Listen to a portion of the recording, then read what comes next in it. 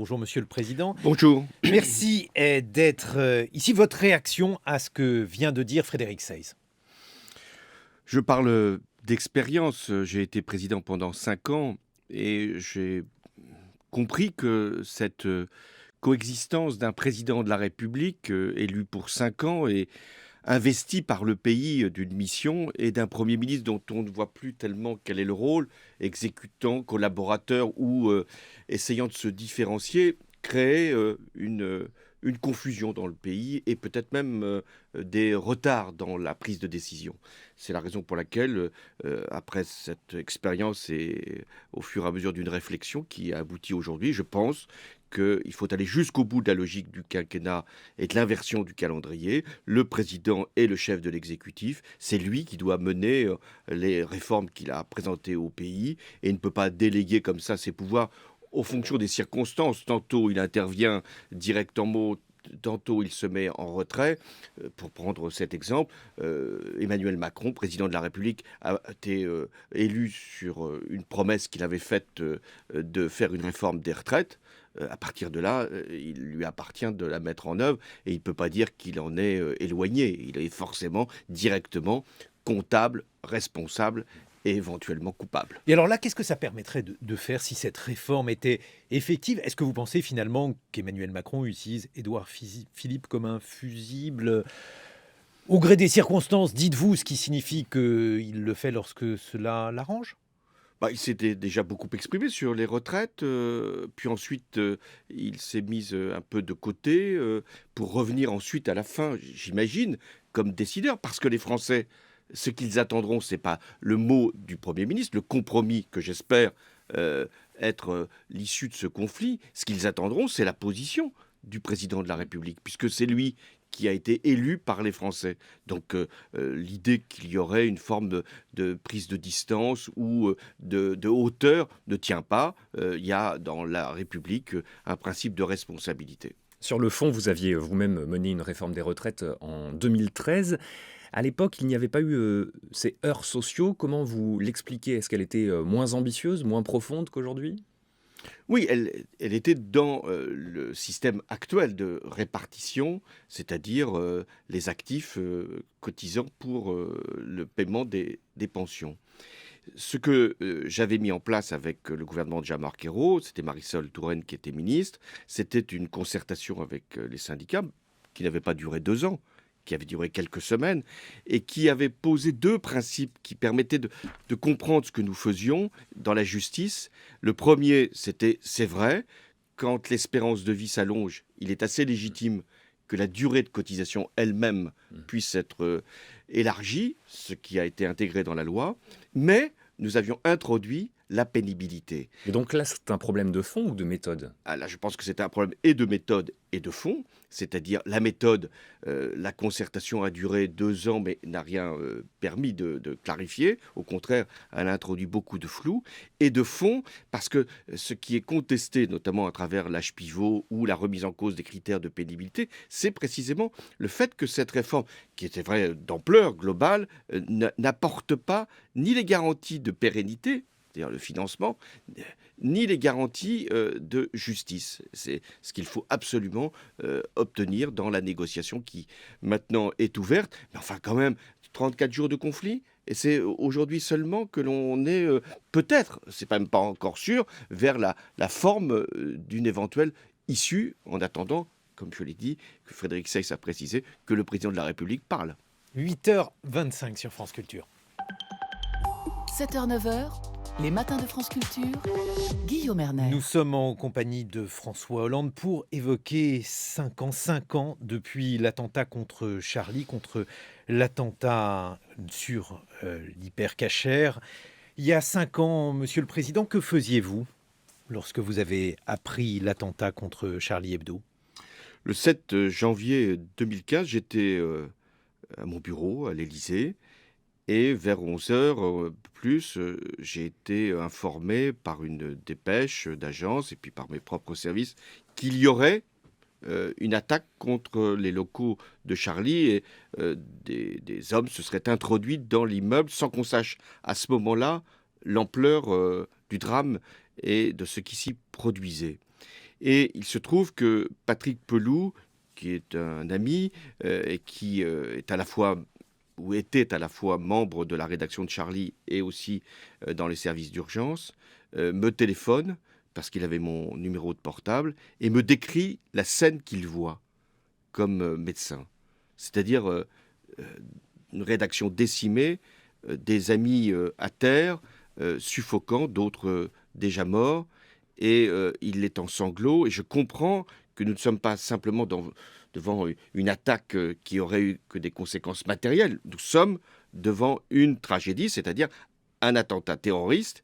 Je ne sais pas encore mené par combien de personnes. Et la seule question que je me pose à ce moment-là, c'est d'aller le plus rapidement sur place et de pouvoir à la fois constater l'ampleur de ce qui vient de se produire, faire la traque aux terroristes qui viennent de commettre cet acte innommable et de m'exprimer devant les Français.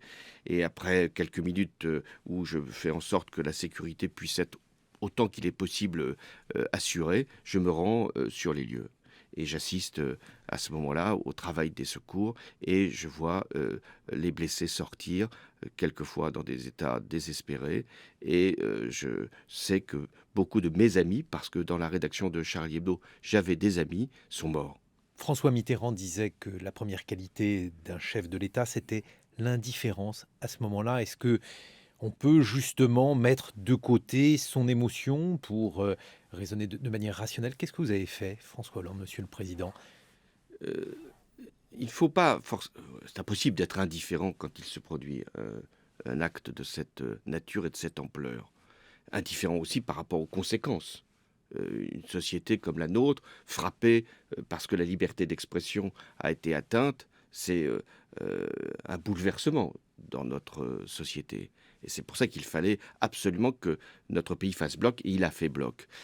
Mais il faut montrer non pas de l'insensibilité, mais de l'impassivité, c'est-à-dire ne pas montrer aux terroristes qui ont voulu nous porter cette attaque que nous sommes nous-mêmes atteints et que nous sommes plus forts que, non pas simplement par une action d'autorité, elle doit devenir, ou de fermeté, elle est nécessaire, mais justement par une action d'humanité et d'unité. Moi, ce qui me paraissait essentiel dans cette période, c'est de dire aux Français que c'était leur force d'être unis, et ils l'ont été, après aussi l'hypercacher, quand il y a eu cette grande manifestation du 11 janvier, qui pour moi est la plus grande fierté que nous pouvons aujourd'hui démontrer après ces attentats. Il y a aussi eu des polémiques. Charlie Hebdo était manifestement mal gardé. Charb avait fait une demande de port d'armes, laquelle lui avait été refusée. Monsieur le Président, est-ce que là, il n'y a pas clairement eu des dysfonctionnements? Est-ce que l'appareil d'État, dans son intégralité, n'a pas eu des regrets, des remords après ces attentats? Ces questions, elles sont légitimes et les familles les ont posées. Il ne s'agissait pas d'armer les journalistes. Qu'est-ce qu'on dirait si les journalistes maintenant devaient sortir avec des armes ou faire leur travail avec des armes?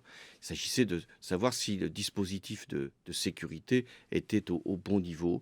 Il y avait un policier qui était parmi la rédaction. Ce policier a été tué. Il y en avait un autre qui était normalement à disposition. Et aujourd'hui, tous les journalistes de Charlie, tous ceux qui ont été à un moment ou à un autre blessés, sont protégés, parce que c'est nécessaire de les protéger. Mais l'expérience prouve que même avec une protection, la vulnérabilité est toujours là. Donc la menace est toujours là. Mais c'est vrai que nous devons élever encore notre niveau de protection. C'est-à-dire?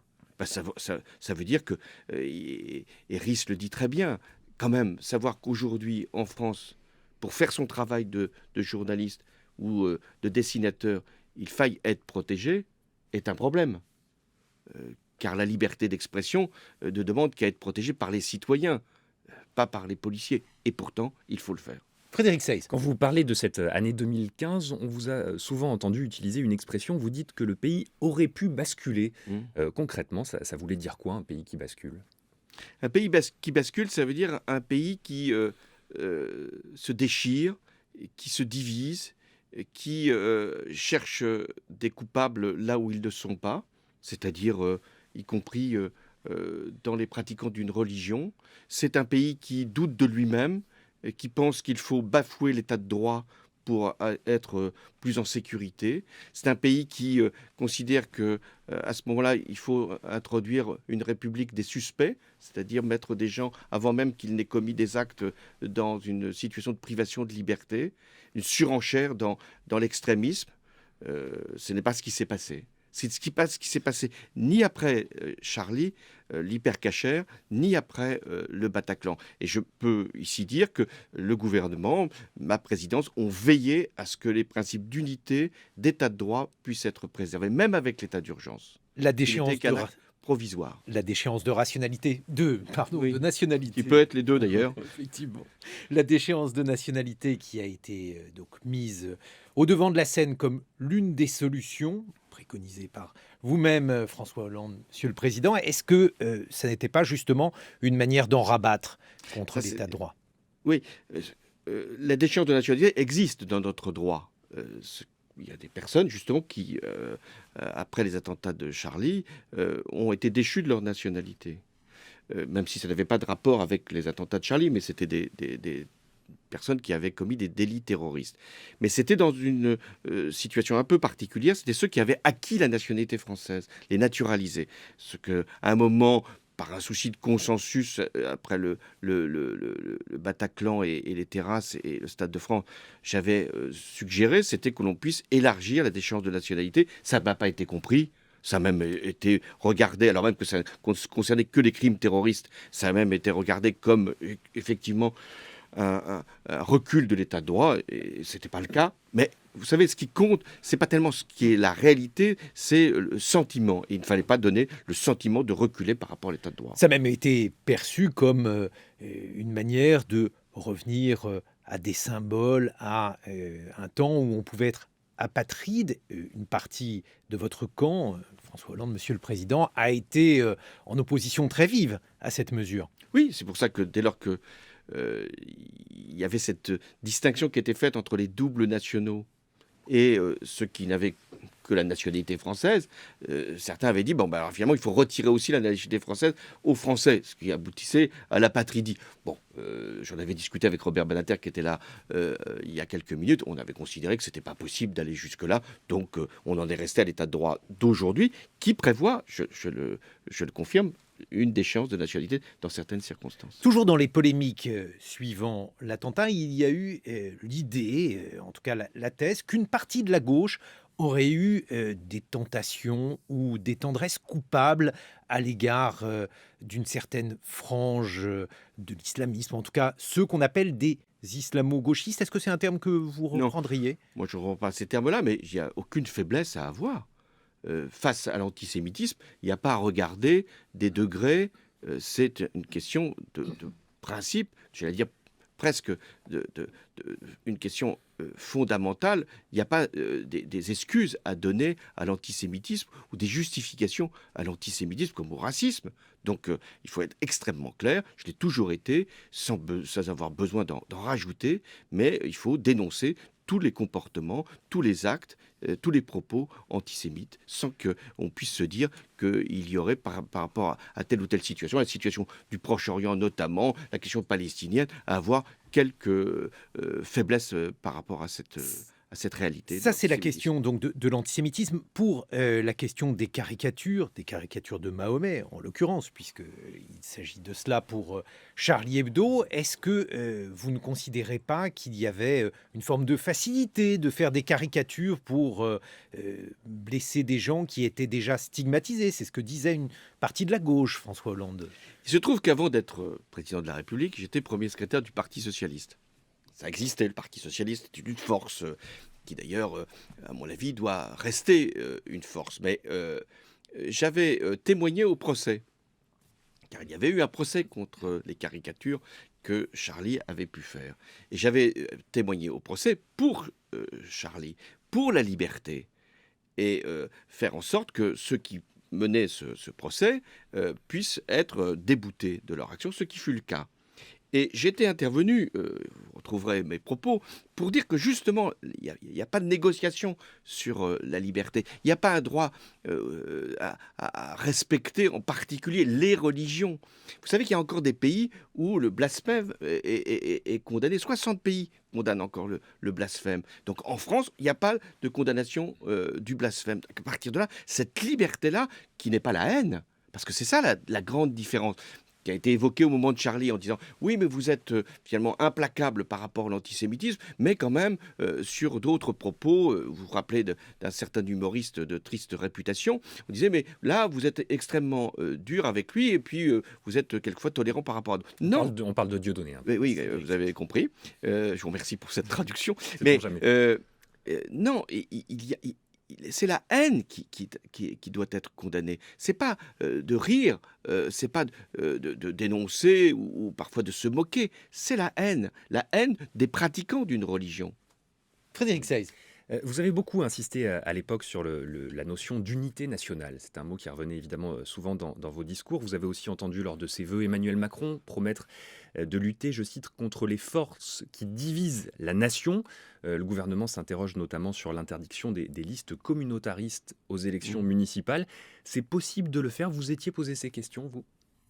Non, moi je ne m'étais pas posé la question pour les élections municipales, peut-être parce qu'il n'y en avait pas au moment où ces attentats avaient eu lieu, mais il y a des règles dans la République. Moi, ce que je déplore parfois, et j'ai pu commettre moi-même ce défaut-là, c'est d'imaginer toujours qu'il faille ajouter une loi à des lois existantes. Ce qu'il faut, c'est appliquer les lois existantes. Et par exemple, si se présentaient des listes de nature communautariste affirmées comme telles, c'est-à-dire écartant des citoyens parce qu'ils ne seraient pas pratiquants d'une religion, ça tomberait sous le coup de la loi.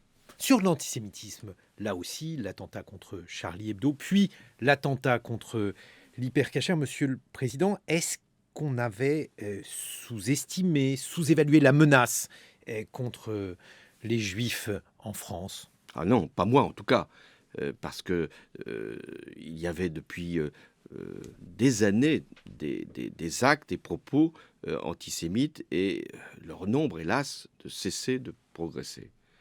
Et il y a eu aussi des drames qui ont concerné des Juifs. Le jeune Halimi qui avait été lâchement assassiné, qui nous laissait penser qu'il y avait une haine qui s'était introduite. Et puis Charlie avait été, on parlait du procès, qui avait été plusieurs fois dénoncé.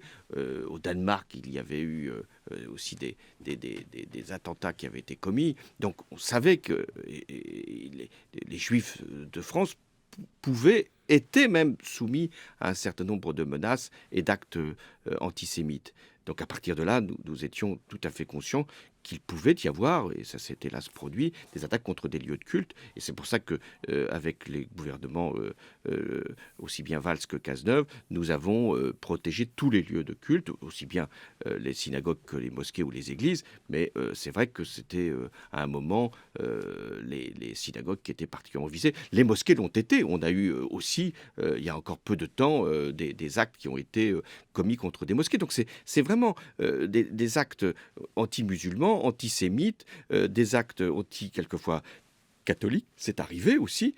Ces actes-là doivent être sévèrement punis et dissuadés. Les attentats se succèdent en France. Il y a eu de nombreuses attaques au couteau encore récemment. Monsieur le Président, est-ce qu'on peut faire quelque chose? Est-ce qu'on est condamné à les voir se succéder, ces attentats? Alors, ce qui s'est passé depuis quelques années, c'est qu'on n'est plus devant des réseaux terroristes aussi constitués quand Daesh était une organisation qui occupait un territoire et qui organisait ces attentats. Là, on est en face d'individus qui commettent sous pression, dans le cadre d'une radicalisation, mais aussi d'une ambiance, qui commettent des agressions et qui le font avec la référence parfois de l'État islamique. Mais nous n'avons plus à ce niveau des réseaux, parce que nous avons démantelé la plupart, parce que Daesh s'est écroulé en Syrie et en Irak, nous n'avons plus la même organisation en face de nous. Mais la menace, elle est toujours là, même si on a vu par exemple qu'à Nice, le 14 juillet 2016, c'est un individu seul qui, avec un camion, commet un acte terrible. Vous venez d'évoquer Daesh. La situation au Proche-Orient aujourd'hui, Monsieur le Président François Hollande, qu'est-ce qu'elle vous inspire? Une très grave préoccupation. Il y avait déjà une tension entre l'Iran, l'Arabie saoudite et les États-Unis. La décision de Donald Trump d'éliminer le général Soleimani ajoute encore à cette tension. Et ça a des conséquences très, très lourdes que je veux ici évoquer. D'abord, le régime iranien sort renforcé de cette épreuve. On l'a bien vu avec ces manifestations. Donc si l'intention était d'affaiblir l'Iran, c'est raté.